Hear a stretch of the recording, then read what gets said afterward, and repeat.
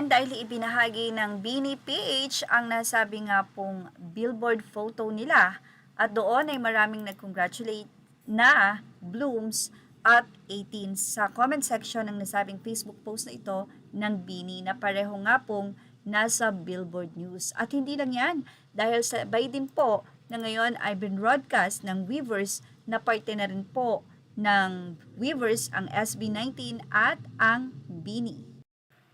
Ang dalawang pinakamalaking P-pop groups na SB19 at Bini ay gagawa ng kasaysayan matapos kumpirmahin na sasali sila sa Weavers, isa sa pinakamalaking global platform para sa fandom communities. Nitong March 11, naglabas ng teaser ang Weavers kung saan ipinakita ang silhouette ng dalawang grupo. Binanggit din ang kanilang mga milestones. Ang Bini ang unang Filipino artist na pumasok sa Spotify Global Top Artist Chart. Ang SB19 naman ang unang Southeast Asian artist na nakapasok sa top 10 ng Billboard Year-End Social 50. Ang Weavers ay inilunsad noong 2019 ng Hype Corporation. Ito ay isang platform kung saan maaaring direktang makipag-ugnayan ang mga artist sa kanilang fans sa pamamagitan ng post messages, live stream videos at exclusive content.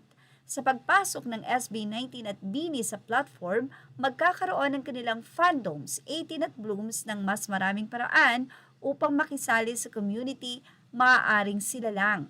Exclusive, makakakuha ng early announcements, makipag-interact sa kapwa fans, makakapanood ng exclusive content at live streams, and bumili ng official merchandise at concert tickets sa integrated store ng app. Malaking taon din ang 2026 para sa dalawang grupo.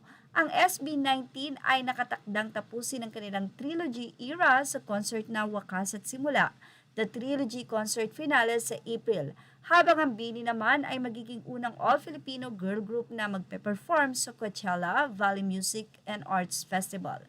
Sa kabuuan, ang pagpasok ng SB19 at Bini sa Weavers ay isang malaking hakbang para sa P-pop dahil mas papapalapit sila sa kanilang fans sa buong mundo at mas lalawak ang kanilang global reach. Parehong masaya ang 18 and Blooms sa nasabi nga pong achievement ng panibagong achievement na ito sa 2026 ng SB19 at ng Bini. Sabi nga, magkaisa. Well, yan po ang ating update. Images are all credit to the rightful owners. Thank you for watching Showbiz Now.